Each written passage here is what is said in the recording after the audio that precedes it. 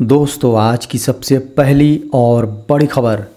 झारखंड में जल्द आएगी नौकरियों की बहार। झारखंड में इस महीने झारखंड कर्मचारी चयन आयोग यानी जेएसएससी और झारखंड लोक सेवा आयोग यानी जेपीएससी के माध्यमों से हजारों पदों के लिए नियुक्ति प्रक्रिया शुरू होगी। इनमें से कई पदों के लिए सूचनाएं पहले ही जारी की जा चुकी हैं, वहीं कई नए विज्ञापन भी आने वाले हैं। झारखंड में आम बिजली उपभोक्ताओं के लिए शुरू हुई वन टाइम सेटलमेंट योजना। झारखंड में आम बिजली उपभोक्ताओं को बकाया चुकाने के लिए जेबीवीएनएल की वन टाइम सेटलमेंट स्कीम 1 अप्रैल से शुरू की गई है। इस योजना 30 जून तक चलेगी। इस दौरान 5 मेगावाट तक के आम बिजली उपभोक्ता 31 दिसंबर 2022 तक के बकाये का भुगतान 5 किस्तों में कर सकेंगे। झारखंड में स्कोर के आधार पर होगा शिक्षकों का स्थानांतरण। झारखंड के सरकारी विद्यालयों के शिक्षकों का स्थानांतरण उनके स्कोर के आधार पर किया जाएगा। झारखंड में शिक्षा विभाग ने स्थानांतरण के लिए शिक्षकों की लिस्ट के साथ उनका स्कोर कार्ड भी तैयार किया है। इसमें जिन शिक्षकों को जितने अधिक स्कोर प्राप्त हुए हैं उन्हें पसंद के जोन में ट्रांसफ़र में प्राथमिकता दी जाएगी। झारखंड में लाखों ग्रीन कार्ड धारियों को मिलेगी राहत। अप्रैल में ही मिलेगा 4 महीने का बकाया चावल।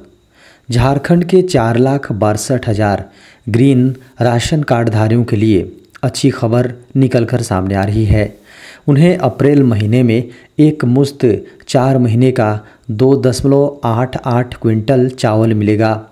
झारखंड की हेमंत सोरेन सरकार ने सितंबर 2022 से दिसंबर 2022 के अनाज का आवंटन कर दिया है। झारखंड के 25,462 डीलर चावल का वितरण करेंगे। 5 अप्रैल से भरे जाएंगे +2 हाई स्कूलों में शिक्षकों के पद के लिए आवेदन। झारखंड के +2 हाई स्कूलों में स्नातकोत्तर प्रशिक्षित शिक्षकों के 3,121 पदों पर नियुक्ति होगी।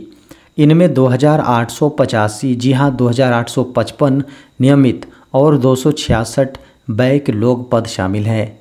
इनमें 75% पदों पर सीधी नियुक्ति होगी, जबकि 25% पद उन माध्यमिक शिक्षकों के लिए आरक्षित रहेंगे जो न्यूनतम 3 साल की सेवा दे चुके हैं। इन पदों पर नियुक्ति को लेकर आयोजित होने वाली स्नातकोत्तर प्रशिक्षित शिक्षक प्रतियोगिता परीक्षा 2023 में शामिल होने के लिए 5 अप्रैल से ऑनलाइन मोड में आवेदन कर सकेंगे।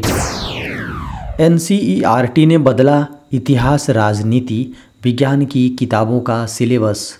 National council of educational research and training यानी एनसीईआरटी ने 12वीं कक्षा के इतिहास की किताबों में बदलाव किया है।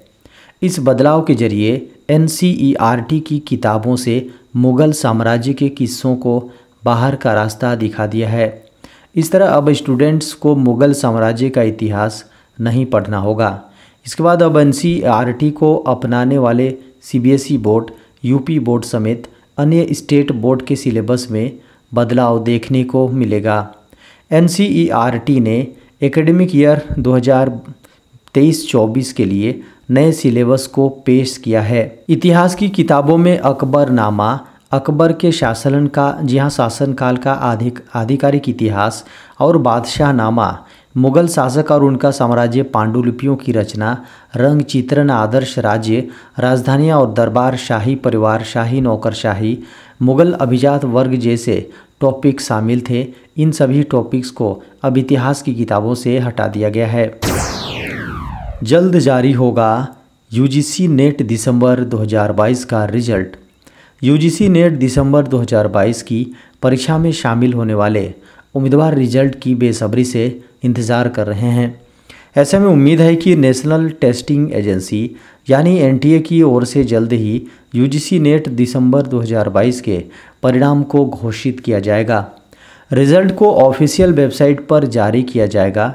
एक बार रिजल्ट जारी होने के बाद कैंडिडेट्स आधिकारिक वेबसाइट UGCnet.nta.nic.in या NTA results.nic.in पर जाकर अपने रिजल्ट को चेक व डाउनलोड कर सकेंगे। भारतीय स्टेट बैंक ने निकाली 1022 पदों की बम्पर भर्तियां। बैंक में सरकारी नौकरी के अवसर का इंतज़ार कर रहे उम्मीदवारों के लिए बेहद अच्छी खबर है। देश के PSU बैंकों में से एक भारतीय स्टेट बैंक ने 1000 से अधिक पदों पर भर्ती निकाली हैं। बैंक द्वारा 1 अप्रैल को जारी विज्ञापन के अनुसार channel manager, facilitator channel manager, supervisor और सपोर्ट ऑफिसर के कुल 1022 पदों पर भर्ती की जानी है। उम्मीदवारों को ध्यान देना चाहिए, SBI द्वारा इन पदों पर एनी टाइम चैनल के अंतर्गत संविदा के आधार पर भर्ती होती है। साथ ही इन पदों के लिए SBI या किसी अन्य सरकारी बैंक से सेवानिवृत्त कर्मचारी ही आवेदन कर सकते हैं। CBSE 10वीं का रिजल्ट इस दिन होगा जारी। CBSE बोर्ड परीक्षाओं के बाद छात्र छात्राओं की नज़रें रिजल्ट पर होती हैं। केंद्रीय माध्यमिक शिक्षा बोर्ड यानी CBSE की 10वीं की परीक्षा में शामिल हुए परीक्षार्थी भी रिजल्ट जारी होने का बेसब्री से इंतज़ार कर रहे हैं। रिजल्ट की आधिकारिक घोषणा होने के बाद परीक्षार्थी CBSE की ऑफिशियल वेबसाइट cbse.gov.in और cbseacademic.nic.in पर जाकर रिजल्ट को चेक कर पाएंगे। गौरतलब है कि इस साल CBSE की 10वीं की परीक्षा का आयोजन 15 फरवरी से 21 मार्च के बीच 7000 से ज़्यादा परीक्षा केंद्रों पर किया गया था। बोर्ड परीक्षा में 21 लाख से ज़्यादा छात्राएं शामिल हुए थे। परीक्षा सुबह 10:30 बजे से आयोजित की गई थी। जानकारी के लिए बता दें कि 12वीं की परीक्षा का आयोजन 15 फरवरी से 5 अप्रैल 2023 के बीच किया जाना है। स्पीड इंटरनेट के लिए ट्राई का फरमान। अगर आप भी ख़राब इंटरनेट क्वालिटी से बेहद परेशान हैं तो telecom regulatory authority of India ने यानी ट्राई ने ग्राहकों के हित में एक ड्राफ्ट नोटिफिकेशन जारी किया है। इस ड्राफ्ट नोटिफिकेशन के तहत ग्राहकों के लिए बेहतर सुविधा और क्वालिटी सेवा के लिए मौजूदा नियमों में थोड़े बदलाव करने के लिए सुझाव मांगे गए हैं। ये सुझाव इस क्षेत्र से स्टेक होल्डर्स से मांगे गए हैं और स्टेक होल्डर्स को 17 अप्रैल तक सुझाव देने के भी निर्देश दिए हैं। बता दें कि ट्राई ने सोमवार को एक ड्राफ्ट नोटिफिकेशन जारी कर इस बात की जानकारी दी है और स्टेक होल्डर्स को इस मामले पर सुझाव भी मांगे हैं। बता दें कि 10 दिसंबर 2001 को telecom regulatory authority of India ने डायल अप के लिए क्वालिटी ऑफ सर्विस और इंटरनेट एक्सेस पर रेगुलेशन को नोटिफाई किया था। अब ATM में आसानी से मिलेंगे 100 रुपये का नोट। आमतौर पर लोगों के लिए छोटे नोट में लेन देन आसान होता है, फिर वो चाहे ऑटो के लिए किराया देना हो या किसी बच्चे को पैसे देने हो।